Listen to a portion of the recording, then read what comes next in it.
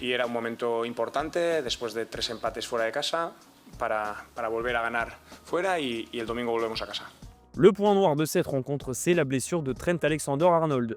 Le latéral droit du Real accélère et freine en même temps, écrit As. Il a réalisé son meilleur match avec le Real et comme cette saison est compliquée pour lui, il a fini par une sortie sur blessure. Un coup dur pour le Real qui doit déjà faire sans Dani Carvajal. Un petit mot sur le Barça et sur Rafinha. Que c'est bon de te revoir, souligne la presse catalane. Le Brésilien a été un joueur clé dans le succès précieux contre l'Atlético de Madrid mardi soir. Il a inscrit le but de l'égalisation, mais il a surtout été hyper actif en défense et dans le pressing. Son retour est sûrement la meilleure nouvelle possible pour le Barça.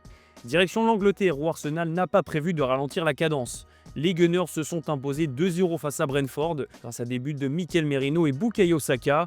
Voilà Arsenal largement leader de Premier League avec 5 points d'avance sur Manchester City. Merino fait parler en Angleterre, le milieu de terrain espagnol est toujours aussi efficace qu'il joue au milieu de terrain ou en faux neuf.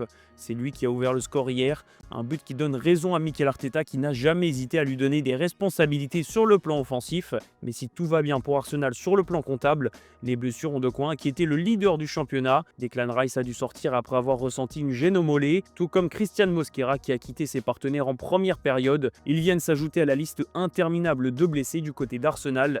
William Saliba, Gabriel, Leandro Trossard, mais aussi Kai Havertz. Arsenal a de l'avance en tête de la Première Ligue, mais Mikel Arteta sait que tout peut rapidement s'inverser et les Gunners ont déjà été piégés par leur effectif léger les saisons passées. D'ailleurs, le coach espagnol a poussé un coup de gueule sur le calendrier surchargé de la Première Ligue. Maintenant, nous jouons mercredi soir et nous devons aussi jouer samedi.